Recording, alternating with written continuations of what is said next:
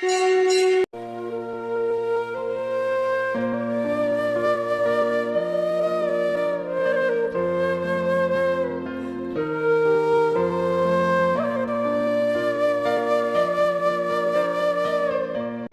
में सेवाराम नाम का एक जौहरी रहता था।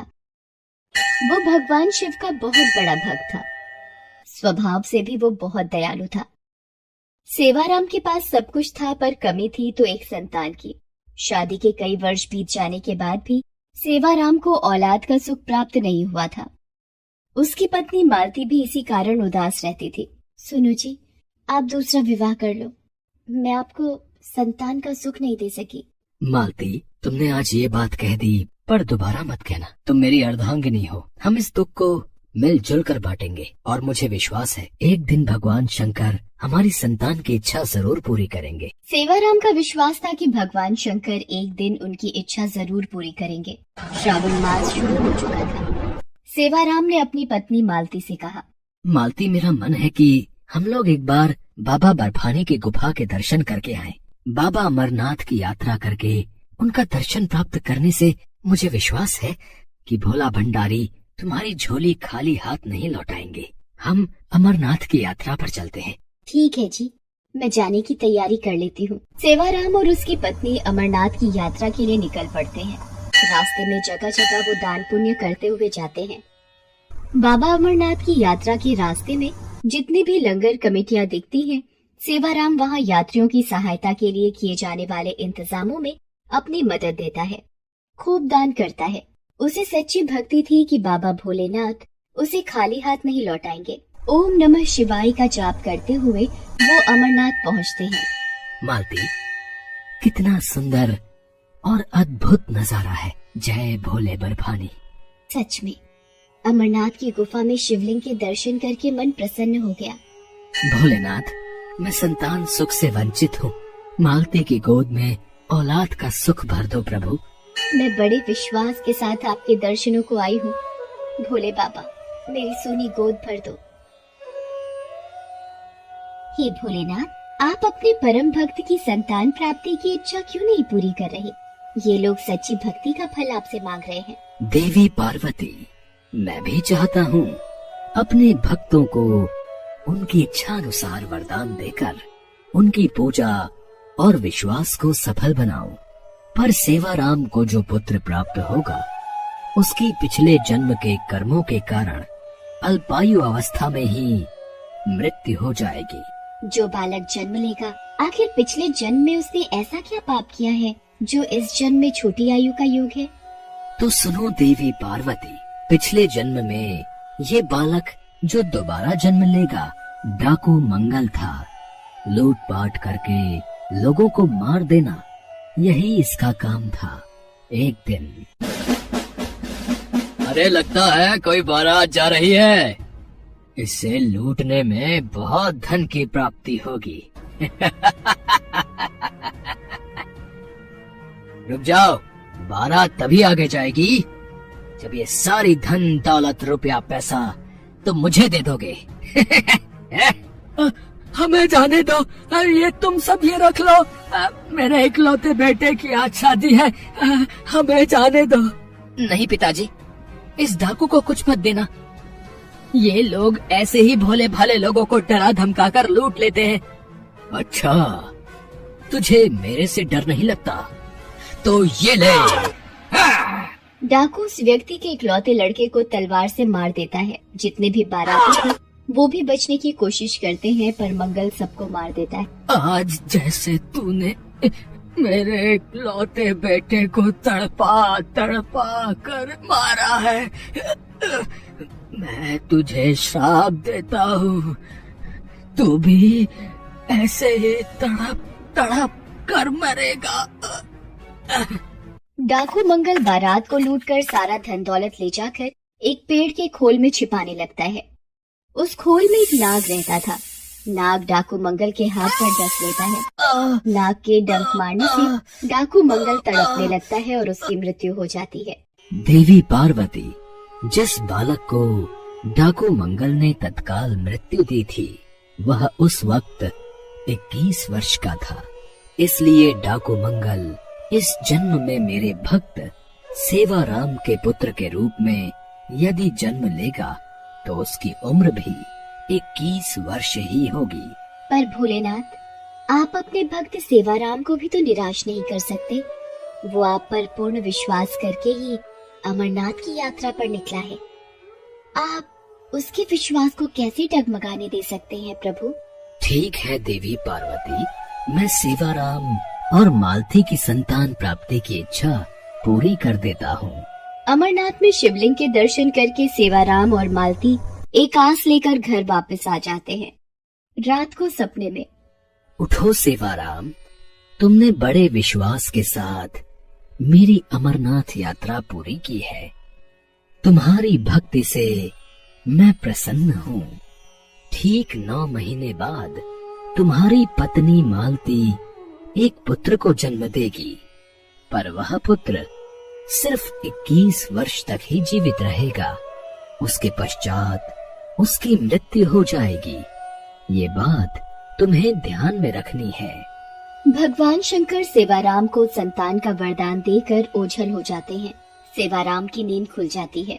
वो शिव जी द्वारा बताई गई बात को ध्यान में रखता है और बिना घबराए बस प्रभु को धन्यवाद देता है। ठीक 9 माह के पश्चात मालती एक सुंदर से पुत्र को जन्म देती है। ये देखकर सेवाराम खुशी से फूला नहीं समाता। भगवान भोलेनाथ का वरदान है मेरा बच्चा, इसलिए इसका नाम भोला रखेंगे। मेरा प्यारा बेटा, मेरा भोला। धीरे धीरे भोला बड़ा होने लगता है। सेवाराम बचपन से ही भोला के मन में शिव भक्ति की लगन पैदा करता है। एक दिन शिव मंदिर में, भोला, तुम्हें एक बात हमेशा याद रखनी है कि तुम्हें हर पल ओम नमः शिवाय मंत्र का जाप करना है। ठीक है पिताजी, मैं अब से ऐसा ही करूँगा। भोला हमेशा ओम नमः शिवाय मंत्र का ही जाप करता था। सेवाराम भोला के हाथों से खूब दान पुण्य करवाता, भूखों को भोजन करवाता। इसने भोला को शिव के सभी मंदिरों और धाम की यात्रा भी कराई। धीरे धीरे 21 वर्ष पूरे होने वाले थे। एक दिन, सुनो जी, आप भोला को भैया के साथ कहाँ भेज रहे हो? वो भी 1 माह के लिए? मैं अपने बच्चे के बिना कैसे रहूंगी? 1 माह के पश्चात तो इसका 21वां जन्मदिन भी है। मालती, मैं भोला को काशी नगरी भेज रहा हूँ। वहाँ 1 महीना रहकर अपने मामा के साथ भगवान भोलेनाथ की पूजा और साधना करेगा, ताकि इस पर भगवान शंकर की कृपा बनी रहे। सेवाराम जानता था कि भोला की मृत्यु का समय निकट आ रहा है, इसलिए वो भोला को उसके मामा के साथ समझा बुझाकर काशी नगरी भेज देता है। मामा जी, आप मेरे हाथों रोजाना ये यज्ञ, हवन और दान पुण्य क्यों करवा रहे हो? भोला, तुम्हारे पिताजी की आज्ञा थी कि 1 माह तक रोजाना तुम्हें यज्ञ और दान पुण्य के कार्य करने हैं। कल सोमवार है, तो कल तुम्हारी पूजा संपूर्ण हो जाएगी। भोला की मृत्यु का केवल एक ही दिन शेष रह गया था। उस दिन सावन का आखिरी सोमवार था। भोला पूरे दिन शिवलिंग की पूजा अर्चना करता रहा। अचानक वो अपने मामा से बोला, मामा जी, मेरी तबीयत कुछ ठीक नहीं लग रही। मैं कुछ देर विश्राम करना चाहता हूँ। ठीक है भोला, तुम चलकर कक्ष में थोड़ी देर आराम कर लो। जैसे ही भोला कक्ष में आराम करने के लिए पहुंचता है तो चक्कर खाकर गिर जाता है और उसकी मृत्यु हो जाती है। भोला का मामा रोने लगता है। भोला मेरे भांजे, मेरे बच्चे, अरे उठ। अरे ये अचानक तुझे क्या हो गया? तू कुछ बोल क्यों नहीं रहा? प्रभु, भोला ने इस जन्म में आपकी भक्ति के सिवा कुछ नहीं किया। वो जब से धरती पर गया है, आपकी ही पूजा भक्ति की है। फिर तो उसके पिछले जन्म के बुरे कर्म इस जन्म में मिट जाने चाहिए। आपके श्रावण मास के माह में उसने इतने यज्ञ और दान पुण्य किए। अपने पिता सेवाराम की आज्ञा का पालन करते हुए उसने सिर्फ अच्छे कर्म किए हैं। क्या अब भी आप इसकी आयु के संकट को दूर नहीं करेंगे? मैं जानता हूँ देवी, भोला ने इस जन्म में मेरी बहुत भक्ति की है, इसलिए मैं इस जन्म में इसका भाग्य बदलकर इसे लंबी आयु प्रदान करता हूँ। उठो भोला, उठो। भोला एकदम उठकर बैठ जाता है जैसे उसे किसी ने नींद से जगाया हो। मामा, मुझे क्या हुआ था? ऐसा लगा मानो भगवान भोलेनाथ मुझे गहरी नींद से उठाने आए थे।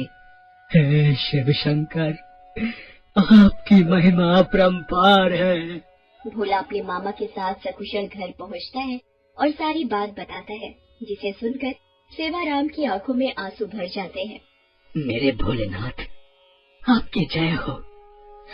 आपकी लीला न्यारी है प्रभु। जय भोले बाबा की। ओम नमः शिवाय, ओम नमः शिवाय।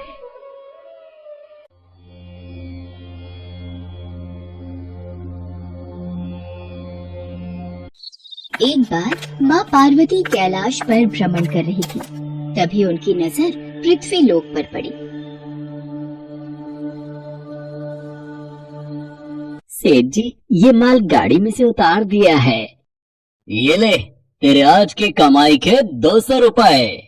पूरा दिन मेहनत करके सिर्फ ये 200 रुपए ही कमाई हुई है। अब इसमें से 50 रुपए दूध के, 50 रुपए सब्जी के, बाकी बचे 100 रुपए जो पूरे 3 दिन चलाने हैं। ये हो गए पूरे 50,000 रुपए। इन्हें तिजोरी में रख देता हूँ। नहीं भैया, ये बहुत महंगी साड़ी है, कोई सस्ती सी दिखा दो। हाँ, ये 150 रुपए वाली ठीक है। भैया, ये तीनों साड़ी पैक कर दो। ये लो 5,000 रुपए। माँ पार्वती गरीब और अमीर दोनों को देख रही थी। आखिर जिसे जो चाहिए उसे मिलता नहीं, और जिसके पास पहले से हो उसे और मिल जाता है। इस प्रश्न का उत्तर तो महादेव ही दे सकते हैं। धरती का ये नजारा देखकर माँ पार्वती भगवान शंकर के पास गई। महादेव, मैंने देखा है कि धरती पर जो व्यक्ति पहले से ही गरीब और दुखी है, उसे और ज्यादा दुख मिलता है, और जो सुख में है आप उसे दुख नहीं देते। ऐसा क्यों? भगवान, ये आपकी कौन सी लीला है? देवी पार्वती, इस बात का उत्तर जानने के लिए आपको हमारे साथ धरती पर चलकर वहाँ के प्राणियों का हाल चाल जानना होगा। वहीं इस प्रश्न का उत्तर आपको प्राप्त होगा। भगवान शिव के कहे अनुसार कुछ समय बाद माँ पार्वती उनके साथ मृत्युलोक में प्राणियों का हालचाल जानने के लिए चल पड़ी। तभी रास्ते में उन्हें एक गरीब पति पत्नी जाते दिखाई दिए। और बिला, कुछ समझ नहीं आ रहा, हमारी गरीबी के दिन कब दूर होंगे। वो चंदन ने फिर एक नई जमीन खरीद ली। सबका भाग्य एक सा नहीं होता है जी। उसके भाग्य में अमीर बनना लिखा है, हमारे में नहीं। भगवान की इच्छा होगी तो हम भी अमीर बन जाएंगे। पता नहीं कौन से पिछले जन्मों के कर्मों की सजा भुगतनी पड़ रही है। न जाने कौन से बुरे पाप किए थे। हे महादेव, आप इन दोनों पति पत्नी को कुछ ही पलों में अमीर बना सकते हैं। मेरे कहने पर आप इन्हें अमीर बना दीजिए। ये बेचारी कितनी दुखी हैं। देवी पार्वती, इन दोनों के भाग्य में अभी अमीर बनना नहीं लिखा है। महादेव, जब हम इन्हें धन दे देंगे तो इनकी गरीबी दूर हो जाएगी, फिर ये भी अमीर और सुखी हो जाएंगे। कृपया करके आप इनकी मदद कीजिए प्रभु।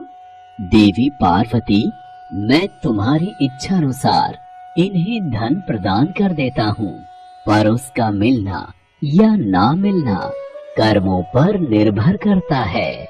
पार्वती जी के कहने पर भगवान शिव ने सोने की अशर्फियों से भरी एक पोटली उस रास्ते में डाल दी। पोटली से कुछ दूरी पर उर्मिला की नजर गुजरते हुए एक अंधे व्यक्ति पर पड़ी। सुनो जी, हम तो गरीब हैं इसलिए दुखी हैं, पर ये सामने व्यक्ति तो नेत्रहीन है। एक बात समझ नहीं आई, ये नेत्रहीन लोग कैसे जीवन व्यतीत करते होंगे? हाँ, बड़ी मुश्किल होती होगी उर्मिला इन बेचारे नेत्रहीन लोगों को। चलो आज हम भी अंधों की तरह चलकर देखते हैं, देखिए ये कैसे जीवन जीते हैं। उर्मिला और सूरज आंखें बंद कर एक दूसरे का हाथ थामे चलने लगे। सोने की अशर्फियों की पोटली रास्ते में ही पड़ी रह गई और वे दोनों करीब से गुजर गए। भगवान शिव बोले, देखा देवी पार्वती, इनके भाग्य में अभी गरीबी ही लिखी है। हम कुछ दिन धरती पर ही रहेंगे। यहाँ मनुष्य रूप में रहकर मैं तुम्हारे मन की सभी शंकाओं को दूर करना चाहता हूँ। भगवान शिव और देवी पार्वती ने मनुष्य का रूप धारण किया और पति पत्नी के रूप में एक गांव के पास डेरा जमाया। शाम के समय देवी पार्वती भगवान शिव से बोले, स्वामी, मैं रसोई की तैयारी शुरू करती हूँ। यहाँ पृथ्वीलोक में यदि हम रहने आ ही चुके हैं तो हमें भोजन की भी व्यवस्था करनी होगी। मैं चूल्हा बनाने की तैयारी करती हूँ। आप तब तक भोजन बनाने की सामग्री ले आइए। माँ पार्वती चूल्हा बनाने के लिए बाहर से ईंटें लेने गई। चूल्हा बनाने के लिए मुझे ईंटों की जरूरत है। ये एक जर्जर और टूटा मकान दिखाई दे रहा है। इसकी ईंटें मेरे काम आ जाएंगी। यही ले लेती हूँ। चूल्हा तो तैयार कर लिया, महादेव आते ही होंगे। अरे, आप आ गए। ये देखिए, मैंने चूल्हा तैयार कर लिया। पर आप खाली हाथ क्यों लौट आए स्वामी? भोजन कैसे बनेगा? देवी पार्वती, अब सामग्री की कोई आवश्यकता नहीं है, क्योंकि जिस प्रश्न का उत्तर ढूंढने के लिए आप आई थी वो आपको स्वयं मिल गया। मैं कुछ समझी नहीं स्वामी। मेरे प्रश्न का उत्तर मेरे समक्ष ही है। हाँ देवी पार्वती, आप यही जानना चाहती हैं ना कि इस पृथ्वी पर क्यों गरीब लोग ज्यादा परेशान होते रहते हैं। अच्छा ये बताइए, आप इस चूल्हे को बनाने के लिए ईंटें कहाँ से लेकर आई हो? प्रभु, इस गांव में बहुत से ऐसे घर भी हैं जिनका रखरखाव सही ढंग से नहीं हो रहा है। उन पुराने घरों की जर्जर हो चुकी दीवारों में से मैं ईंटें निकाल कर ले आई। इसका मतलब जो घर पहले से खराब थे, आपने उन्हें और खराब कर दिया, जबकि आप मजबूत घरों की दीवारों से भी तो ईंटें ला सकती थी। प्रभु, जो घर अच्छे और सुंदर दिख रहे थे, उस घर के लोगों ने अपने घरों का रखरखाव बहुत अच्छी तरह किया है। ऐसे में उन सुंदर घरों को बिगाड़ना मुझे उचित नहीं लगा। देवी पार्वती, कुछ दिन पहले पूछे आपके प्रश्न का उत्तर भी यही है। जिन लोगों ने अपने जीवन को अच्छे कर्मों से सुंदर बना रखा है, उन्हें दुख कैसे हो सकता है? इस संसार में हर मनुष्य अपने कर्मों का ही फल पाता है। सबके पास सब कुछ नहीं होता। मनुष्य के पिछले जन्मों का कर्म उसे इस जन्म में भुगतना ही पड़ता है, और यदि वो अपने इस जन्म और आने वाले अन्य जन्मों को सुखी बनाना चाहता है तो हमें सदैव ही पुण्य कार्य करते रहना चाहिए, ताकि हमारे कर्म उसमें जुड़ते रहें। आपको ज्ञात है, वो मार्ग में उस दिन एक नेत्रहीन व्यक्ति। हाँ स्वामी, मुझे ज्ञात है। वो देखिए देवी पार्वती, उसके पास धन दौलत ऐशो आराम की कोई कमी नहीं है, परंतु उसकी आंखों का इलाज नामुमकिन है। ये उसके पिछले जन्म के कर्मों से जुड़ा है। उसने पिछले जन्म में जानबूझकर किसी निर्दोष की आंखों की रोशनी छीन ली थी, इसलिए ये इस जन्म में नेत्रहीन हो गया। पर इसके कुछ पुण्य कार्यों की वजह से ये अमीर बना। और वो गरीब पति पत्नी स्वामी? देवी, वो दोनों पिछले जन्म में एक कंजूस अमीर सेठ सेठानी थे, जो कभी भी कोई दान पुण्य नहीं करते थे। इसलिए इस जन्म में उन्हें गरीबी और दुख मिला। पर इन दोनों के अच्छे कर्म इनका आगे का जीवन सुखी बना सकते हैं। इस पृथ्वी पर कोई भी मनुष्य पूरी तरह से सुखी नहीं है देवी। हर मनुष्य के पास कोई न कोई दुख और समस्या है। मुझे उत्तर मिल गया है स्वामी। इस पृथ्वी पर सुखपूर्वक जीवन यापन करने के लिए मनुष्य को अपने द्वारा अच्छे कर्म करने चाहिए, ताकि उसे उसके पिछले बुरे कर्मों का फल न भुगतना पड़े। और फिर अपने प्रश्नों का उत्तर पाकर देवी पार्वती भगवान शंकर के साथ अपने रूप पे आकर कैलाश वापस लौट गईं।